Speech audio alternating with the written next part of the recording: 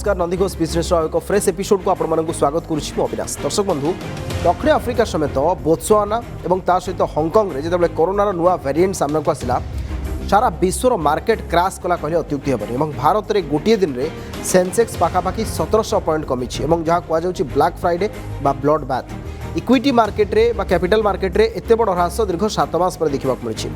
वास्तविक यार कारण कौन रही एफआईआई जो मैंने अच्छा फॉरेन इन्वेस्टर से केते बिक्री कर लास्ट गोटे घंटे कहीं मार्केट पुणी थे खसला जो 1700 पॉइंट पाखापाखि ह्रास है। निफ्टी समान ढंग से होती फार्मा सेक्टर में किछिटा वृद्धि देखा मिली। सहित क्रिप्टोर भविष्य कौन जो क्रिप्टो करेन्सी बिल आने चलित पार्लियामेंट अधिवेशन में जाऊँच सरकार ता द्वारा जो मैंने क्रिप्टो इन्वेस्टर्स अच्छा से फ्यूचर कौन हम एवं याकू आमे एक आसेट भाव देखुले वर्तमान जिते नियंत्रण ताकू नियंत्रण करने सहज हो कि नियंत्रण करने जी संख्यार पार्टिसिपेंट्स थे से रे ना ह्रास पाइबे। ये गोटे कथा।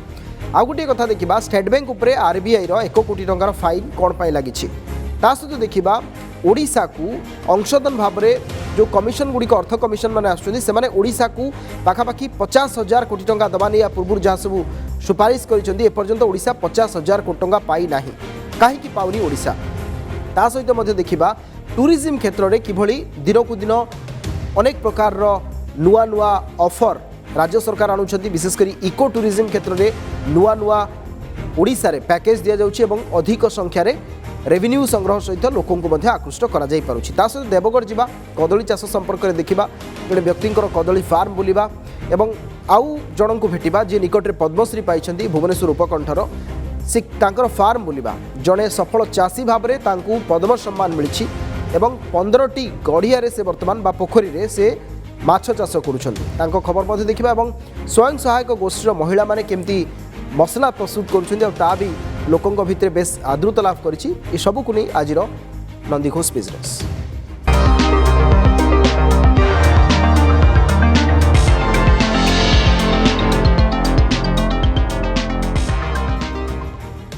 दर्शक बंधु दक्षिण आफ्रिका समेत बोत्सवाना और हांगकांग रे कोरोनार नुआ भूताणु चिन्हट होगा सारा विश्व में एवं पुणी थे चहल देखा मिली। यार बड़ प्रभाव पड़ी भारत समेत अन्य देशर शेयर बजार उपर। भारत में बॉम्बे स्टॉक एक्सचेंज गोटे दिन में पाखापाखि 1700 पॉइंट ह्रास पाई बेले निफ्टी में 500 पॉइंट ह्रास होती। अधिकांश क्षेत्र में 5 ରୁ 7% ह्रास होता बेले फार्मा सेक्टर में वृद्धि देखा मिली।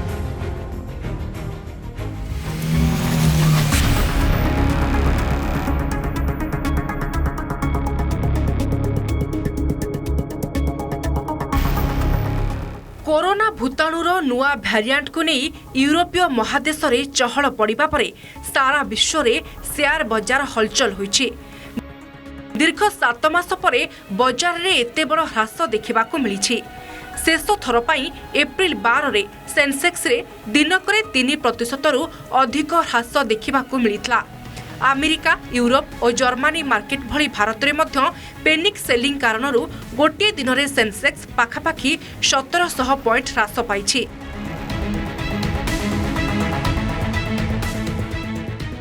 निफ्टी 500 पॉइंट खसी 17,026 रे क्लोज होईछि। 22 नवेम्बर आरंभ होइतबा चलित सप्ताह रे बीएसई सेंसेक्स 2141 पॉइंट ह्रास पाई 57,107 रे क्लोज होईछि। सप्ताह आरंभ प्रथम 2 दिनर डिप परे बजार 400 रु 500 पॉइंट रिकवरी करिथिला। पुणी थे कारोबार शेष दिन में अर्थात शुक्रवार सेंसेक्स आरंभ ही 1100 पॉइंट खसी शेष बेले को मोट 2.87% ह्रास पाई। निफ्टी चलित सप्ताह 600 पॉइंट ह्रास पाइबा बेले केवल शेष दिन में यह 507 पॉइंट कमी। 2020 सेप्टेम्बर पर यूरोप रे मार्केट पाई शुक्रवार सबुठारु खराब दिन थिला। तेबे विशेषज्ञ सुनील साहा एभली बड़ ह्रास को नहीं कौन कहउछंती सुनंतु। If we talk about underlying fundamentals, they are intact. In fact, they are improving by the day, and only if the European situation regarding COVID doesn't worsen from here, then I think again we will see bull trend in the market. दक्षिण आफ्रिकार कोरोनार नुआ भ्यारिएंट चिन्हट भापर Germany DX3% खसी। सेपरी Britain रे FTSE 100 point खसी 2.7% ह्रास होईछि। भारत रे Nifty mid cap 3.25% ह्रास पाइथिबा बेले स्मॉल कैप 2.9% कमिछि। JSW स्टील 7.5% ह्रास पाई 630 टंका पहुंचिथिबा बेले Tata Motors, Hindalco, Adani port, IndusInd bank, Bharat petroleum, Maruti Suzuki, Tata steel, Bajaj finance, NTPC और ONGC, टाटा कंज्यूमर प्रोडक्ट प्रभृतिर शेयर 5 ରୁ 7% ह्रास पाइथिबा देखिबाकु मिलिछि। जे स्टॉक मार्केट गोटे इंडिकेशन दउछि जे ए जो न्यू वेरिएंट आसुछि मे बी ए डिफिकल्ट रहइबो, ताको गोटे क्रिटिकल रही पारे। तो सेति पई ए स्टॉक मार्केट रे आजिर गोटे बड़ क्रैश हेछि, जोथिरे कि आपनकर ट्रैवलिंग अपना एयरलाइन कोंतो, स्टेट कोंतो, रियलिटी सेक्टर कोंतो, आपनकर मेटल्स कोंतो आ बैंकिंग सेक्टर कोंतो, ए सबुठु बेसी क्रैश हेछि, जोटा कि रियलिटी सेक्टर पाखापाखि 5% ह्रास घटिछि। ऑटोमोबाइल, बैंक, IT, मेटाल और फाइनेंशियल सेक्टर रे बड़ा ह्रास होइतबा बेले फार्मा सेक्टर रे वृद्धि देखिबाकू मिलिछि। आसंता सप्ताह रे सेलिंग प्रेशर बलवत्तर रहिबा नै आशंका करूछंती अर्थनैतिज्ञ। Bureau report, Nandighosh business desk. Bombay stock exchange रे गोटे दिन में 1688 पॉइंटर सर्वाधिक ह्रास पर भारतीय निवेशकों मन में छनका पशिछि। गत 7 मास यह सबुठ बड़ ह्रास। आज भारतीय शेयर मार्केट रू 7,45,000 कोटी टंका अपसारण कर मार्केट क्षति कहले भूल हेबनी। अर्थात टंका को विदेशी और घरोई निवेशक शेयर बजार विभिन्न शेयर बिक्री कर विड्र कर लॉस सही। मेटाल सेक्टर में अंतर्जातीय प्रभाव कारण यह क्रमागत भाव में ह्रास पाइबार लगी। सेपटे फार्मा सेक्टर में यार प्रभाव उज्जवल देखा मिली। WHO बैठक कोरोनार नुआ म्यूटांट यूरोप और अमेरिका रे यार प्रभाव को तीक्ष्ण नजर रखिंट सबु देश। सोमवार ए ट्रेंड जारी रही पारे आशंका करा जाउछि।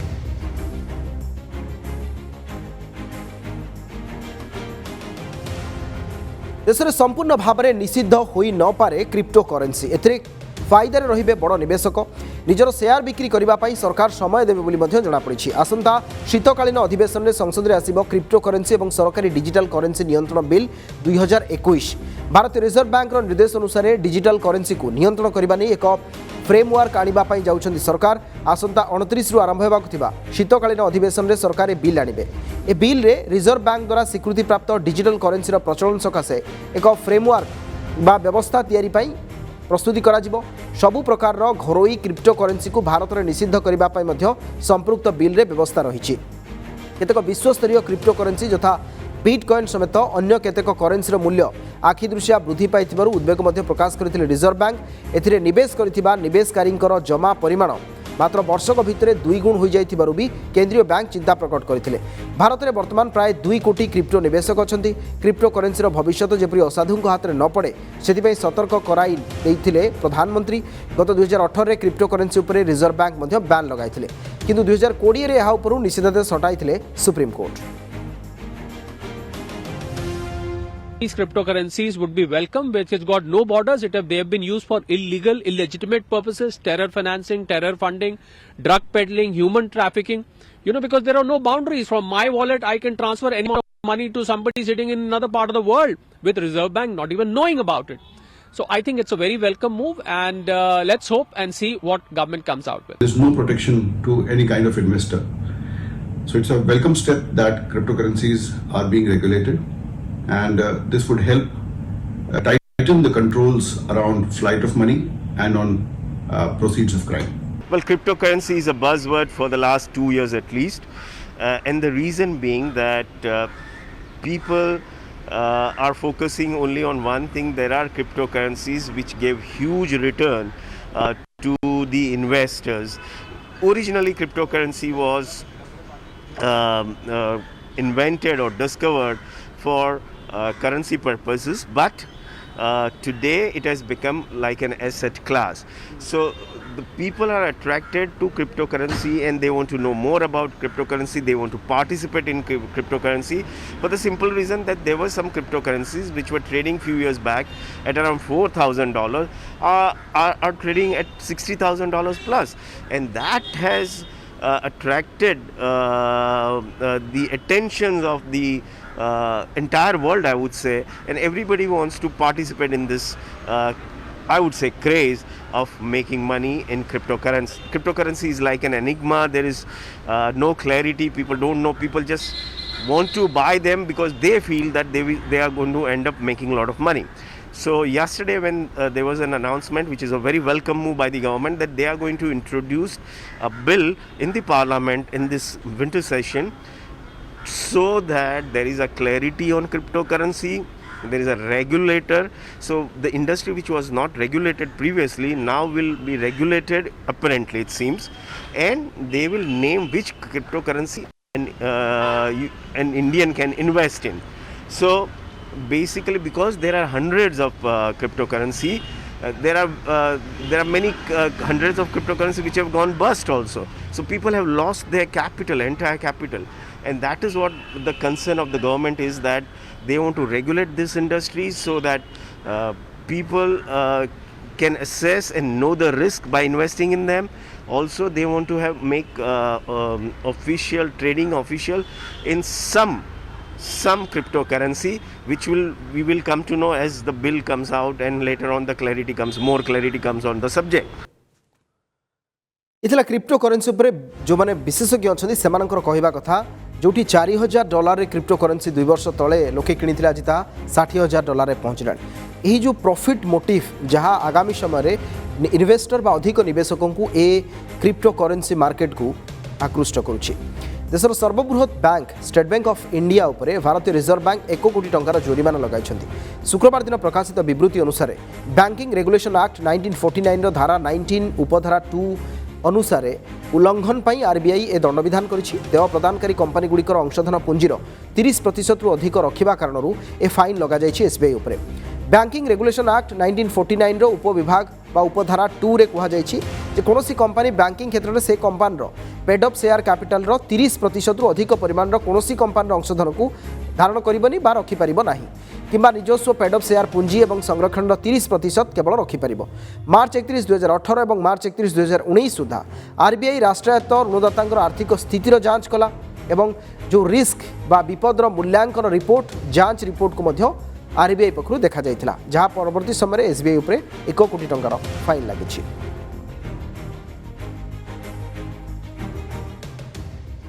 राज्यर आर्थिक स्वायत्तता उपरे केन्द्रर कुठारघात। निर्धारित समय अर्थ कमिशन सुपारिश आधार टंका पाउनी ओडिशा। 3टी अर्थ कमिशन समय एबे सुधा ओडिशा 50,000 कोटी टंका पाई नाही। केन्द्रर एभली अवहेला राज्यर बजेट प्रस्तुत करिबारे मध्य बाधक साजुछि। संसदर आगामी अधिवेशन में बीजेडी एही प्रसंग उठाइबा सहित स्पेशल फोकस राज्य दाबी मध्य दोहराइबो बोली कहिछि। राज्यर अर्थनीति को सुदृढ़ करबाक हेले अर्थर आवश्यकता रहिछि बोली मध्य मत दैछन्ति विशेषज्ञ।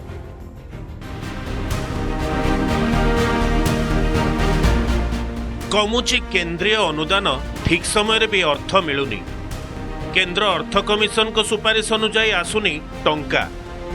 ओडिशा प्रति केंद्रर वैमात्रिक मनोभाव को नहीं गर्जिला बीजेडी।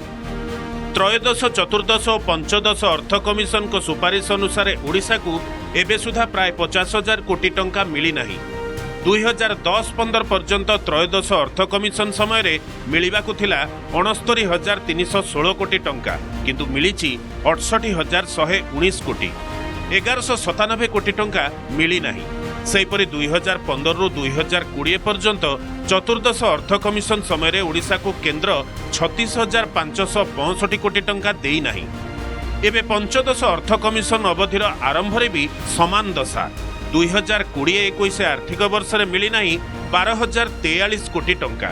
ता सत्वे मुख्यमंत्री दिग्दर्शन में राज्य सरकार कोविड महामारी समय आर्थिक सुपरिचालना करिबार सक्षम होइचंती। गोटिए पटे केंद्रीय अनुदान कमुथिबा बेले अणटिकस राजस्व संग्रह राज्य पई बड़ संबल भावे काम करुछि। दुर्विपाक प्रवण ओडिशार विद्युत भित्तिभूमि सुदृढ़ और उपकूल सुरक्षा बंध पाई मुख्यमंत्री नवीन पट्टनायक केंद्र को आर्थिक सहायता मागुथिले भी टंकाटिए मिलू नहीं। संसदर आगामी अधिवेशन रे बीजेडी ए नै दृढ़ दाबी करिवो। टोटाल पैसा जहाँ ओडिशा को आसीबा कथा फाइनान्स कमिशन रो रिकमेंडेशन हिसाब रे केंद्र सरकार से पैसाटा ओडिशा को देउ नाहंती, दी आसी नाहंती। तेणु एटा गोटे ग्लेरिंग एग्जांपल वैमात्रिक मनोभाव। ओडिशा को केंद्र सरकार जो भाया भाव में गोटे स्टेट जोटा निजे बहुत ग्रो करुच्ची जार ग्रोथ एवं नेशनल एवरेज टू अधिक अच्छी ताकू आहरी प्रोत्साहन देवा कथा।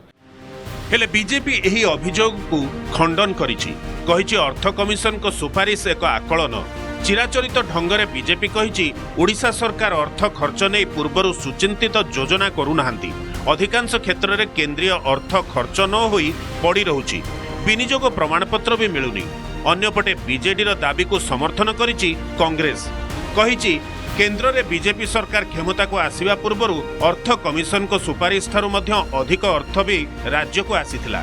एबे जेभଳି भावे केंद्र अर्थ देबारे टाळटुळ नीति आपणाइछि सेथिपई राज्य सरकार श्वेतपत्र जरिया सार्वजनीन करंतु। राज्य सरकार पाखे गोटे दाबी करेंगे तुरंत ये विधानसभा गोटे व्हाइट पेपर से दिंतु जे गत दुईटा फाइनेंस कमिशन 52% रु 42% रु 41% को गला कहीं से बाबद आम के लॉस कले एवं आम जो ईयर वाइज प्रोजेक्शन होती से ईयर वाइज प्रोजेक्शन रु आम केते टंका कमी कमी जाइछि। बीजेडी जो विचार रखुची ताहा पूरापूरी ब्रह्मांतरक।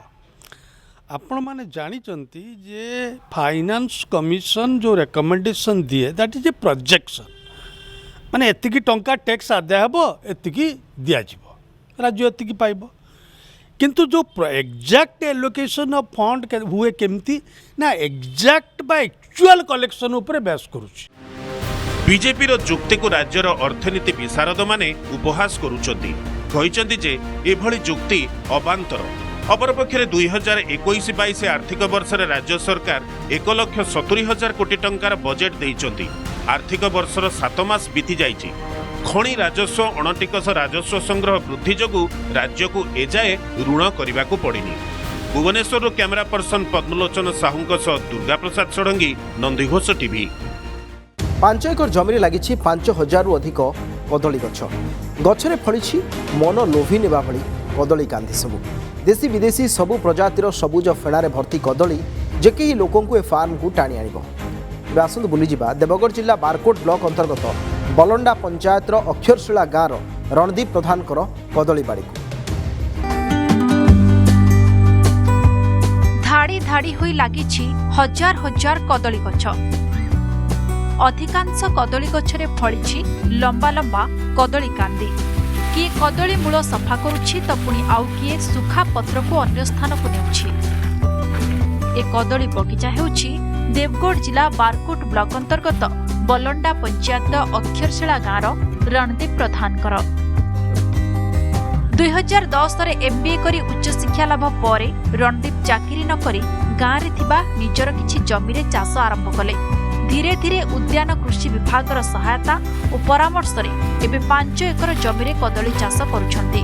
अधिक अमल पाई कृषि विज्ञान केन्द्र सहायता नैछंती। वार्षिक 7 लाख टंकार कदली बिक्री करुथिबा बेले 4 लाख टंका पर्यंत लाभ होई पारुछि। मो MBA मार्केटिंग HR पाठ पढ़ी और बर्तमान बनाना फार्मिंग उपरे काम करुछि एवं मोर पाखापाखि 7-8 वर्ष बनाना फार्मिंग अच्छी।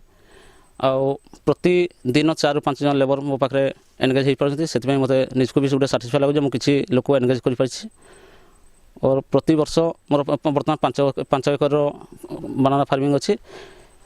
मु 5 ରୁ 7 लाख टंका पर्यंत बिक्री हो पार्टी कदली बर्तमान बिक्री हो पार्टी और मोर प्रति वर्ष 3 ରୁ 4 लाख इनकम अच्छे।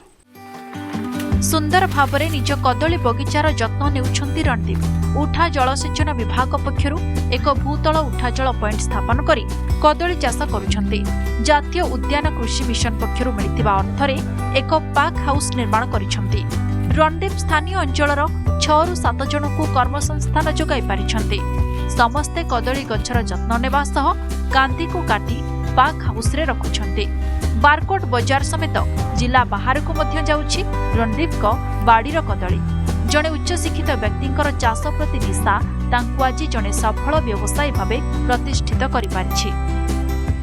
प्राथमिक स्तर से टिश्यू कल्चर आनिकी सरकार तरफ जो दि जाइला छोट बगीचा था से समय आनिकी करूला ता परवर्ती अवस्था से प्रक्रिया विभिन्न समय सरकारी लोक भी आसुचंदी सरकारी प्रोत्साहन ଦେଉଛନ୍ତି ବାକି ସରକାରଙ୍କର ପ୍ରୋତ୍ସାହନ ଟିକେ ଅଧିକା ହେବା ଦରକାର ଏବଂ ତାକୁ ଆଧାର କରିକିରି ସେ ଟୁଲକୁ ଆଧାର କରିକିରି ଗାଁରେ ଚାଷୀ କାର୍ଯ୍ୟ ଯଦି ଆଗକୁ ପିଲାମାନେ ସ୍ୱାବଲମ୍ବୀ ହୋଇପାରିବେ। ଏଇ ଟୁଲୁ ପ୍ରଧାନର ବଗିଚାରେ କଦଳୀ ବଗିଚାରେ କାମ କରୁଛୁ 2 ପଇସା ରୋଜଗାର କରିବା ପାଇଁ ହେଇଗଲା 4-5 ବର୍ଷ ହେଇଗଲାନା। ଆଗ ବାହାରେ କୁଲି ମଜୁରୀ କରୁଥିଲୁ ବାହାରେ ଯାଇକି ଆଉ ଏପଟେ ଏଇ ବଗିଚା କଦଳୀ ବଗିଚାରେ ଚାଲିଲା ବେଳକୁ ଏଇଠି କାମ କରୁଛୁ। ଅକ୍ଷରଶିଳା ଗାଁରେ 65% ଅଧିକ ସରକାରୀ ଜମି ରହିଥିବା ବେଳେ ସ୍ଥାନୀୟ ଯୁବକଙ୍କୁ ଲିଜ୍ ସୂତ୍ରରେ ଏସବୁ ଜମି ଚାଷ ପାଇଁ ଦେଲେ ସେମାନଙ୍କର ଆର୍ଥିକ ସ୍ଥିତିରେ ଉନ୍ନତି ଆସିପାରିବ ବୋଲି ମତ ପ୍ରକାଶ ପାଇଛି। ଦେବଗଡ଼ରୁ ବ୍ରିଜେଶ ରଞ୍ଜନ ସାହୁ, ନନ୍ଦିଘୋଷ ଟିଭି। ସଂଘର୍ଷମୟ ଜୀବନରୁ ପଦ୍ମ ପୁରସ୍କାର କୃଷି କ୍ଷେତ୍ରରେ ସଫଳତା ପାଇଁ ତାଙ୍କୁ ପଦ୍ମଶ୍ରୀ ସମ୍ମାନରେ ସମ୍ମାନିତ କରିଛନ୍ତି ମହାମହିମ ରାଷ୍ଟ୍ରପତି। ବାଲିଅନ୍ତା ବ୍ଲକ ସରକଣା ଗାଁର ବଟକୃଷ୍ଣ ସାହୁ ମାଛ ଚାଷ ତାଙ୍କୁ ଦେଇଛି ଆଜି ଏକ ସ୍ୱତନ୍ତ୍ର ପରିଚୟ। ପଞ୍ଚାୟତ ପୋଖରୀରୁ ଏକଦା ସେ ଚାଷ ଆରମ୍ଭ କରିଥିଲେ, ଏବେ ନିଜେ 15ଟି ପୋଖରୀ ଖୋଳି ମାଛ ଚାଷ କରୁଛନ୍ତି। ଏଥିପାଇଁ ରାଜ୍ୟ ସରକାରଙ୍କ ତରଫରୁ ମଧ୍ୟ ସମସ୍ତ ସହାୟତା ତାଙ୍କୁ ଯୋଗାଇ ଦିଆଯାଇଛି। ଦେଖନ୍ତୁ ରିପୋର୍ଟ। ମାଛ ଚାଷ ଦେଲା ନୂଆ ପରିଚୟ। ସଂଘର୍ଷମୟ ଜୀବନରୁ ପଦ୍ମଶ୍ରୀର ଯାତ୍ରା। କୃଷି କ୍ଷେତ୍ରରେ ଅହେତୁକ ସଫଳତା ପାଇଁ ପଦ୍ମ ପୁରସ୍କାର ପାଇଛନ୍ତି ଭୁବନେଶ୍ୱର ଉପକଣ୍ଠ ବାଲିଅନ୍ତା ବ୍ଲକ ସରକଣା ଗାଁର ବଟକୃଷ୍ଣ ସାହୁ। ପଞ୍ଚାୟତ ପୋଖରୀରୁ ଆରମ୍ଭ ହୋଇଥିଲା ବଟକୃଷ୍ଣଙ୍କର ସଫଳତାର ଯାତ୍ରା। ପୋଖରୀକୁ ନିଲାମ ନେଇ ପ୍ରଥମେ ସେ ମାଛ ଚାଷ କରିଥିଲେ, ପରେ କୃଷି ବିଭାଗର ସହାୟତାରେ ନିଜେ ପୋଖରୀ ଖୋଳି ସଫଳତାର ନୂଆ ସୁଯୋଗ ସୃଷ୍ଟି କରିଥିଲେ ବଟକୃଷ୍ଣ। 1990 ମସିହାରୁ ମାଛ ଜାଆଁଳ ଚାଷ ଆରମ୍ଭ କରିଥିଲୁ, ଜାଆଁଳ ଉତ୍ପାଦନ ଆରମ୍ଭ କରିଥିଲୁ, ଜାଆଁଳ ଚାଷ ଆରମ୍ଭ କରିଥିଲୁ। ପରବର୍ତ୍ତୀ ଅବସ୍ଥାରେ ଦେଖିଲୁ ମାଛ ଜାଆଁଳ ଚାଷ ଖୁବ୍ କମ୍ ଦିନରେ ଟିକେ ଅଧିକ ଲାଭ ହେଉଛି, ତେଣୁ ଅଧିକ ଜାଆଁଳ ଚାଷ କରିବା ପାଇଁ ମାଛ ଚାଷ ଅପେକ୍ଷା ଜାଆଁଳ ଚାଷ କରିବା ପାଇଁ ମନ ବଳାଇଲୁ।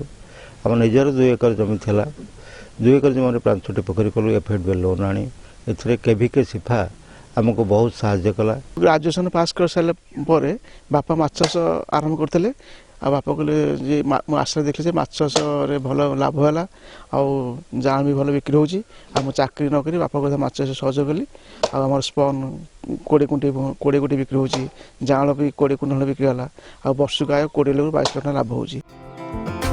1988 ମସିହାରେ ବ୍ୟାଙ୍କରୁ 25,000 ଟଙ୍କା ଋଣ ନେଇ ପୋଖରୀ ଖୋଳି ସେ ମାଛ ଚାଷ ଆରମ୍ଭ କରିଥିଲେ। ରାଜ୍ୟ ସରକାରଙ୍କ ସହଯୋଗ ଓ ନିଜର ପରିଶ୍ରମ ବଳରେ ସେ ସଫଳତା ପ୍ରାପ୍ତ କରିଛନ୍ତି। 1986 ମସିହାରେ ମାତ୍ର ଗୋଟିଏ ପୋଖରୀରେ ଚାଷ ଆରମ୍ଭ କରିଥିବା ବେଳେ ଏବେ 15ଟି ପୋଖରୀରେ ମାଛ ଚାଷ କରିଛନ୍ତି। ଜଣେ ସଫଳ ଚାଷୀ ଭାବେ ସେ ପଦ୍ମଶ୍ରୀ ପୁରସ୍କାର ପ୍ରାପ୍ତ କରିଛନ୍ତି।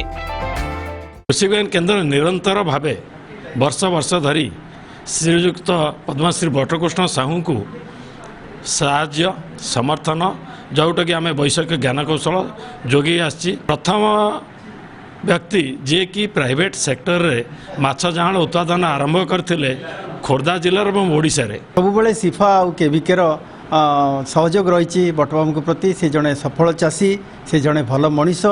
ଆଉ କହିବାକୁ ଗଲେ ତାଙ୍କର ଏଇ ଯେଉଁ ପଦ୍ମ ଆୱାର୍ଡ଼ ପାଇବା ପଛରେ ସିଫା କେଭିକେ କୃଷି ବିଜ୍ଞାନ କେନ୍ଦ୍ର ଆଙ୍କର ସହଯୋଗ ଅନେକ ଅଛି।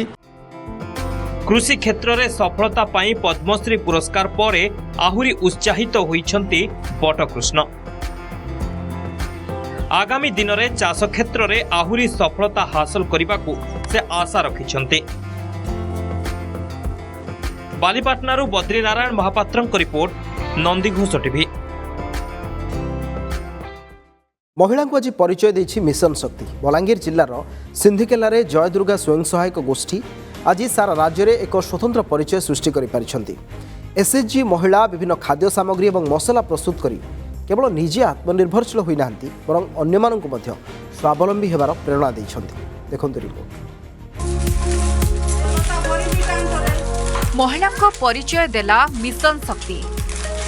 ସ୍ୱୟଂ ସହାୟକ ଗୋଷ୍ଠୀ କରି ସ୍ୱାବଲମ୍ବୀ ମହିଳା। ଦିନେ ଓଢ଼ଣା ତଳେ ଜୀବନ କାଟୁଥିବା ମହିଳା ଆଜି ପୁରୁଷଙ୍କ ପାଦରେ ପାଦ ମିଳାଇ ଚାଲୁଛନ୍ତି। SHG ଗଠନ କରି ଆତ୍ମନିର୍ଭରଶୀଳ ହୋଇଛନ୍ତି ବଲାଙ୍ଗୀର ଜିଲ୍ଲା सिंधेकेलार कृष्ण कुमारी नायक मिशन शक्ति सहयोग बैंक ऋण आनी विभिन्न खाद्य सामग्री प्रस्तुत करने सह मसला प्रस्तुत करछंती आ एहाकू ओरमा सहायता बिक्री करी लाभवान हेउछंती।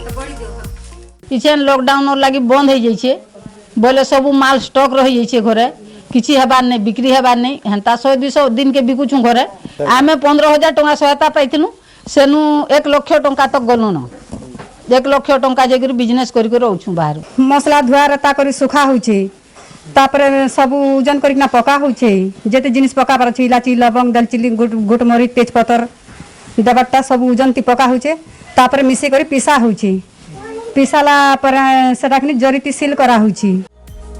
जड़े उद्योगी महिला भावे बलांगीर जिले में स्वतंत्र परिचय सृष्टि करछंती कृष्ण कुमारी 11 वर्ष है मसला फार्म करी महिला को रोजगार जोगाई देछंती।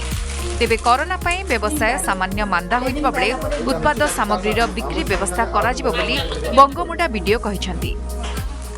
आउ जेन एसएजी जे दुर्गा एसएजी बहुत बढ़िया पूरा के डेवलप करू छे आउ से माने तांकर 10टा मार देखि कर जते हमर सिंधेकेला जीपी रे 150टा एसएजी अछन सर तांकर 10 जन का देखि कर आउ बाकी 10टा एसएजी पूरा से माने एक्टिविटी तांकर रो से माने सिखि कर आके बढ़ुछन तांकर ग्रुप को आमे एक्चुअली जो ये लॉकडाउन पीरियड रे आमे इंक्लूड करिथिनु से तांकर जोडा प्रोडक्ट गुडा को माने मोबाइल वैन द्वारा से माने बिक्री करबार पई एवं तांको आमे एगेन तांको कहूँ से माने तांकर जेहेतु से ग्रुपटा को आमे निजे सिलेक्शन करथिनु ए टाइम रे सेमनको सेमने तांकर किछि मात्रा बिकुचंती किंतु जेतकी हेबार कथा टिके कम अछि चेष्टा करिवो आगो केंदी सेमने टिके आउ टिके तांकर प्रोडक्टटा बिक्री करि पारिबे।